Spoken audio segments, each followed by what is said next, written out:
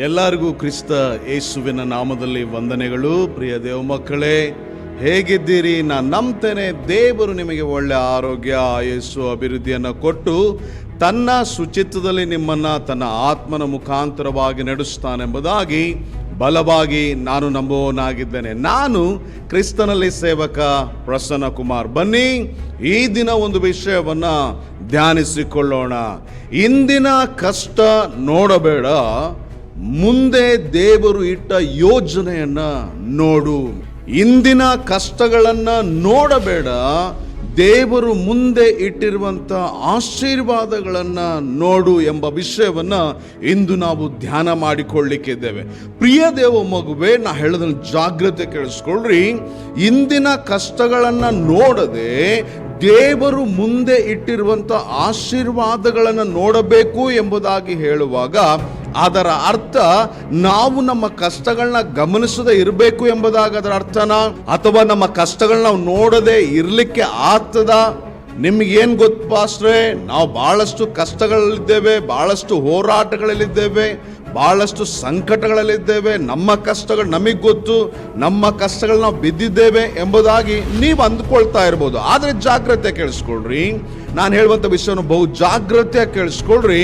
ಭೂಲೋಕದಲ್ಲಿ ಹುಟ್ಟಿದ ಮಗುವಿನಿಂದ ಹಿಡಿದು ಸಾಯುವ ಮುದುಕಿಯ ತನಕ, ವಯಸ್ಸಾದವರ ತನಕ ಪ್ರತಿಯೊಬ್ಬರು ಕಷ್ಟಪಡ್ತಾರೆ. ಭೂಲೋಕದಲ್ಲಿ ಬಡವನಿಂದ ಹಿಡಿದು ಶ್ರೀಮಂತನ ತನಕ ಪ್ರತಿಯೊಬ್ಬನಿಗೂ ಅವನದೇ ಆದ ಅವನ ಕಷ್ಟಗಳು ಇರ್ತವೆ.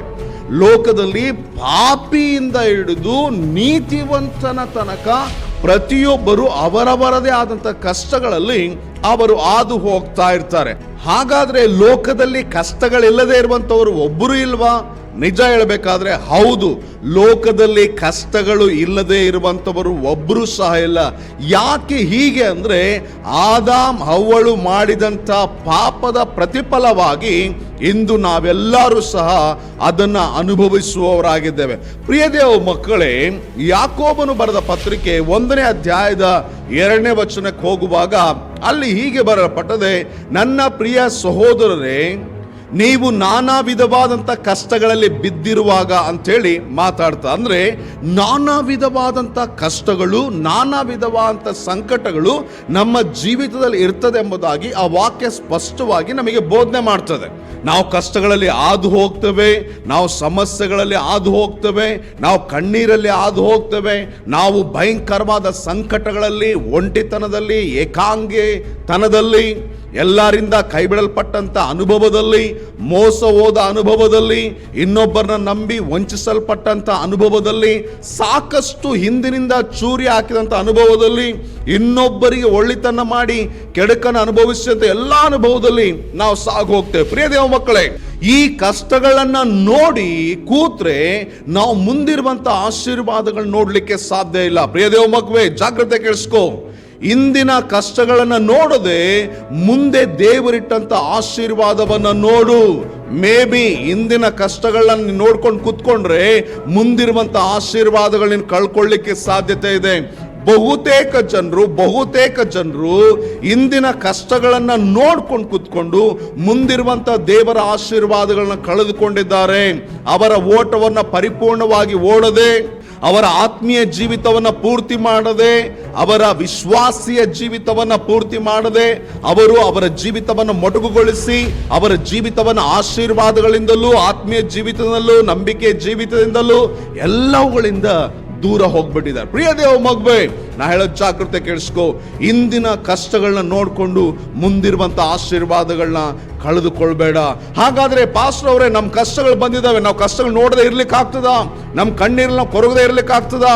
ನಮಗಾದಂತ ನೋವು, ನಮಗಾದಂತ ಸಂಕಟ ನಮಗೆ ಮಾತ್ರ ಗೊತ್ತು ಅಂತೇಳಿ ನೀವು ಅಂದ್ಕೊಳ್ತಾ ಇರ್ಬೋದು. ಪ್ರಿಯ ದೇವ ಮಗುವೆ, ನನಗೆ ಗೊತ್ತಿಲ್ಲದೆ ಇರ್ಬೋದು, ಆದ್ರೆ ನನ್ನ ದೇವರಿಗೆ ಅದು ಸ್ಪಷ್ಟವಾಗಿ ಗೊತ್ತಿದೆ. ಪ್ರಿಯ ದೇವ ಮಗುವೆ, ರೋಮ ಪತ್ರಿಕೆ 8ನೇ ಅಧ್ಯಾಯದ 28ನೇ ವಚನ ಹೇಳ್ತದೆ, ನಮ್ಮ ಜೀವನದಲ್ಲಿ ಆಗೋದೆಲ್ಲ ಒಳ್ಳೇದಕ್ಕೆ ಆಗ್ತದೆ ಅಂತೇಳಿ. ಅಂದ್ರೆ ನಮಗೆ ಕಷ್ಟಗಳು ಬಂದ್ರು, ಕಣ್ಣೀರ್ ಬಂದ್ರು, ಶೋಧನೆ ಬಂದ್ರು, ವೇದನೆ ಬಂದ್ರು, ಏನೇ ಬಂದ್ರು ಅದು ನಮ್ಮ ಒಳಿತಿಗೋಸ್ಕರ ಆಗ್ತದೆ. ಉದಾಹರಣೆಗೆ, ನೀವು ಯಾವುದೇ ಕೆಲಸಕ್ಕೆ ಹೋಗ್ರಿ, ನೀವು ಪೊಲೀಸ್ ಆಗ್ಬೇಕಂದ್ರು, ನೀವು ಮಿಲಿಟರಿಯಲ್ಲಿ ಜಾಯಿನ್ ಆಗ್ಬೇಕಂದ್ರು, ನೀವು ಯಾವುದೇ ಕಂಪನಿಯಲ್ಲಿ ಹೋಗಿ ಸೇರ್ಬೇಕಂದ್ರು, ಯಾವುದೇ ಕೆಲಸಕ್ಕೆ ಹೋಗ್ಬೇಕಂದ್ರು ಆ ಕೆಲಸಕ್ಕೆ ಹೋಗುವುದಕ್ಕಿಂತ ಮೊದಲು ನಿಮಗೊಂದು ಪರೀಕ್ಷೆ ಇರ್ತದೆ. ಆ ಪರೀಕ್ಷೆ ಏನಕ್ಕೋಸ್ಕರ? ಆ ಪರೀಕ್ಷೆ ನಿಮ್ಮ ಒಳಿತಿಗೋಸ್ಕರ. ಆ ಪರೀಕ್ಷೆಯಲ್ಲಿ ಪಾಸ್ ಆದ್ರೆ ನೀವೆಲ್ಲಿಗೆ ಹೋಗ್ತೀರಿ?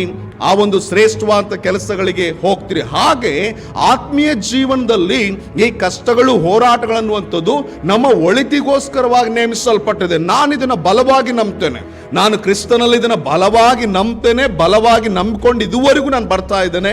ನನ್ನ ಜೀವನದಲ್ಲಿ ಏನೇ ನಡೆದ್ರು ಅದು ನನ್ನ ಒಳಿತಿಗೋಸ್ಕರ ನಡೀತದೆ. ನನ್ನ ಜೀವನದಲ್ಲಿ ಏನೇ ಆದ್ರೂ ಅದು ನನ್ನ ಒಳಿತಿಗೋಸ್ಕರ ನಡೀತದೆ. ಯಾರೇ ನನ್ನ ಹತ್ರ ಬಂದ್ರು, ಯಾರೇ ನನ್ನ ಬಿಟ್ಟು ಹೋದ್ರು ನನ್ನ ಒಳ್ಳೇದಕ್ಕೋಸ್ಕರನೇ ಆಗಿರ್ತದೆ. ಆಶೀರ್ವಾದ ಬಂದ್ರು, ಆಶೀರ್ವಾದ ಹೋದ್ರು ನನ್ನ ಒಳ್ಳೇದಕ್ಕೋಸ್ಕರವೇ ಆಗಿರ್ತದೆ.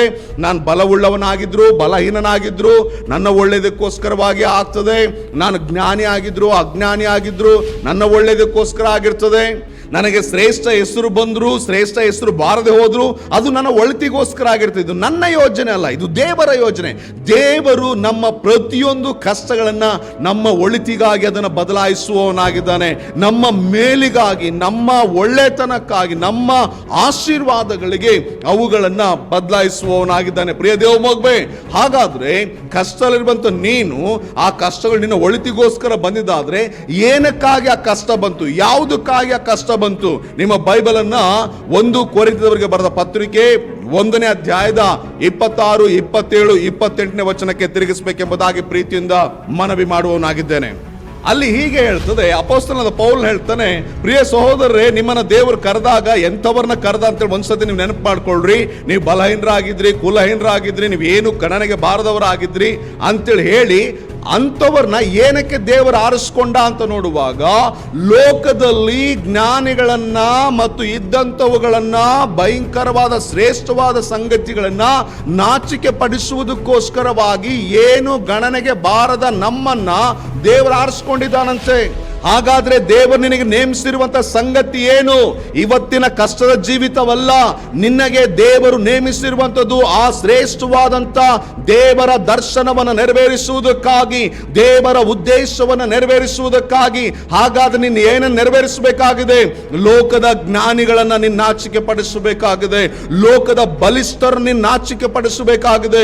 ಲೋಕದ ಕುಲೀನರು ಅನ್ನುವಾಗ ಶ್ರೇಷ್ಠ ಮನೆತನದವರು, ಶ್ರೇಷ್ಠ ವ್ಯಕ್ತಿಗಳು, ಶ್ರೇಷ್ಠ ಕುಲದವರು ಎಂಬುದಾಗಿ ಹೆಚ್ಚಿಸಿಕೊಳ್ಳುವಂತ ವ್ಯಕ್ತಿಗಳನ್ನು ನಾಚಿಕೆ ಪಡಿಸೋದಕ್ಕೋಸ್ಕರ ನಿಮ್ಮನ್ನ ದೇವರು ಕರೆದಿದ್ದಾನೆ.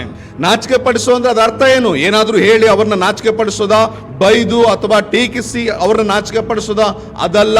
ಅವರಿಗಿಂತಲೂ ನಿನ್ನ ಮೇಲೆ ಬೆಳೆದು, ನೀನು ಜ್ಞಾನಿಗಳಿಗಿಂತಲೂ ಮೇಲೆ ಬೆಳೆದು, ಬಲಿಷ್ಠರಿಗಿಂತಲೂ ಮೇಲೆ ಬೆಳೆದು, ಕುಲೀನರಿಗಿಂತಲೂ ಮೇಲೆ ಬೆಳೆದು ನೀನು ಅವರಿಗೆ ನಾಚಿಕೆ ಆಗುವ ಹಾಗೆ ಇರಬೇಕೆಂಬುದಾಗಿ ದೇವರು ಬಯಸ್ತಾ ಇದ್ದಾನೆ. ನಿನ್ನನ್ನ ದೇವರು ಏನಕ್ಕೆ ಕರೆದಿದ್ದಾನಂದ್ರೆ, ನೀನ್ ದರಿದ್ರವಾಗಿ ಬಿದ್ದಿರ್ಬೇಕಂತ ಹೇಳಲ್ಲ, ನೀನ್ ಕಷ್ಟಗಳಲ್ಲಿ ಬಿದ್ದಿರ್ಬೇಕಂತ ಹೇಳಲ್ಲ, ನೀನು ಹೋರಾಟಗಳಲ್ಲಿ ಬಿದ್ದಿರ್ಬೇಕಂತ ಹೇಳಲ್ಲ. ನೀನು ಲೋಕದ ಎಲ್ಲಾ ಶ್ರೇಷ್ಠವಾದ ಸಂಗತಿಗಳಿಗಿಂತ ಉನ್ನತವಾಗಿ ಬೆಳೆದು ಅವುಗಳನ್ನ ನಾಚಿಕೆ ಪಡಿಸಬೇಕೆಂಬುದಾಗಿ ಹೇಳಿ. ಹಾಗಾದ್ರೆ ಈಗ ಹೇಳು ನನಗೆ, ನೀನ್ ಕಷ್ಟಗಳು ನೋಡ್ಕೊಂಡು ಇಂಥ ಶ್ರೇಷ್ಠ ಆಶೀರ್ವಾದವನ್ನ ಮರ್ತು ಹೋಗ್ತೀಯಾ? ಇಂಥ ಶ್ರೇಷ್ಠ ಆಶೀರ್ವಾದಗಳನ್ನ ಕಳ್ಕೊಳ್ತೀಯಾ? ನಿನ್ ಕಷ್ಟ ನಿನಗೆ ದೊಡ್ಡದಾ? ನಿನ್ನ ಸಮಸ್ಯೆ ನಿನಗೆ ದೊಡ್ಡದಾ? ನಿನ್ನ ಹೋರಾಟ ನಿನಗೆ ದೊಡ್ಡದಾ? ನಿನ್ನ ಕಣ್ಣೀರು ನಿನಗೆ ದೊಡ್ಡದಾ? ನಿನ್ನ ನಷ್ಟವೇ ನಿನಗೆ ದೊಡ್ಡದಾ? ನಿನ್ನ ಸೋಲೆ ನಿನಗೆ ದೊಡ್ಡದಾ? ನಿನಗೆ ಮಾಡಿದಂತ ಇನ್ನೊಬ್ಬರು ಮಾಡಿದ ಮೋಸವೇ ನಿನಗೆ ದೊಡ್ಡದಾ? ಹಾಗಾದ್ರೆ ಆಶೀರ್ವಾದ ನಿನಗೆ ಏನು ಅಲ್ವಾ? ಪ್ರಿಯ ದೇವ ಮಗವೇ, ಗೆಟ್ ಅಪ್, ಎದ್ದೇಳು. ದೇವರು ನಿನಗೆ ಶ್ರೇಷ್ಠವಾದ ನೇಮಿಸಿದ್ದಾನೆ. ದೇವರು ನಿನಗೆ ಭಯಂಕರವಾದನ್ನಿಟ್ಟಿದ್ದಾನೆ. ಅಯ್ಯೋ, ಅಂತ ಶ್ರೇಷ್ಠವಾದ ಆಶೀರ್ವಾದವನ್ನು ದೇವರು ನಿನಗಿಟ್ಟಾಗ ಈ ಏನು ಗಣನೆಗೆ ಬಾರದಿರುವಂತ ಕೊಂಚ ಕಾಲವಿದ್ದು ಮರೆಯಾಗಿ ಹೋಗುವಂತ ಕಷ್ಟಗಳಲ್ಲಿ ಯಾಕೆ ಕೊರಕೊಂಡು ಕೂತ್ಕೊಳ್ತೀಯ?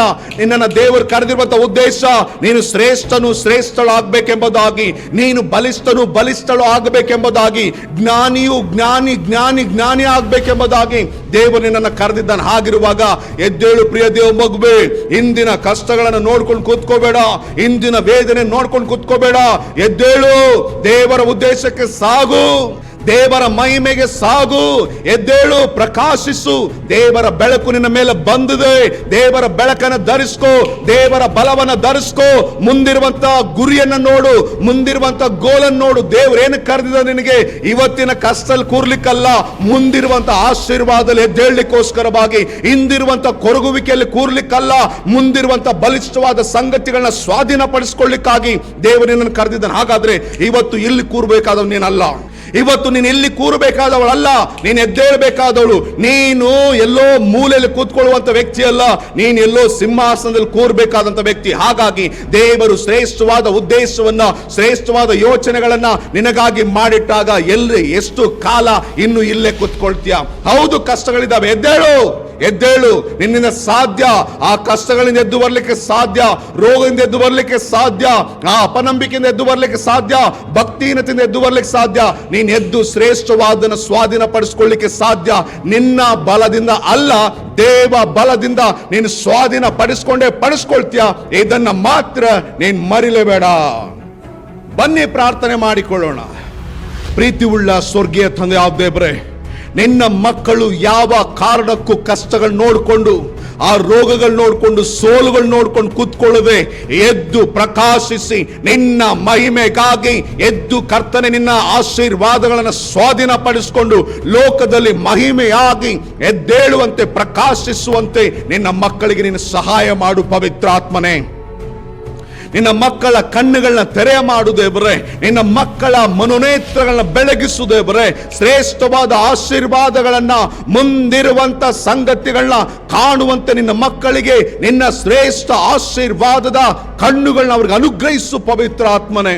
ಹೌದು, ನೀನು ಹಾಗೆ ಮಾಡಿದ್ದಕ್ಕಾಗಿ ನಿನಗೆ ಕೋಟಿ ಕೋಟಿ ಸ್ತೋತ್ರಗಳು ತಂದೆಯಾದವರೇ. ನೀನೇ ಇವರೆಲ್ಲರನ್ನು ಆಸ್ವಾದಿಸು, ಪ್ರತಿಯೊಬ್ಬರನ್ನು ಎಲ್ಲವುಗಳಿಂದ ಬಿಡಿಸು. ಈ ಆಶೀರ್ವಾದಗಳನ್ನ, ನಿನ್ನ ಶ್ರೇಷ್ಠವಾದ ಉದ್ದೇಶಗಳನ್ನ ನಿನ್ನ ಮಕ್ಕಳ ಮೇಲೆ ಸುರಿಸುವುದೇವರೇ. ಹಾಗೆ ಮಾಡಿದ್ದಕ್ಕಾಗಿ ನಿನಗೆ ವಂದಿಸುತ್ತಾ ಯೇಸು ಕರ್ತನ ಹೆಸರಿನಲ್ಲಿ ಬೇಡಿಕೊಳ್ತೇವೆ ಪರಲೋಕದ ತಂದೆ. ಆಮೇನ್, ಆಮೇನ್, ಆಮೇನ್. ಎಲ್ಲರಿಗೂ ಪ್ರೈಸ್ ದಿ ಲಾರ್ಡ್. ದೇವರು ನಿಮ್ಮನ್ನ ಆಶೀರ್ವದಿಸಲಿ.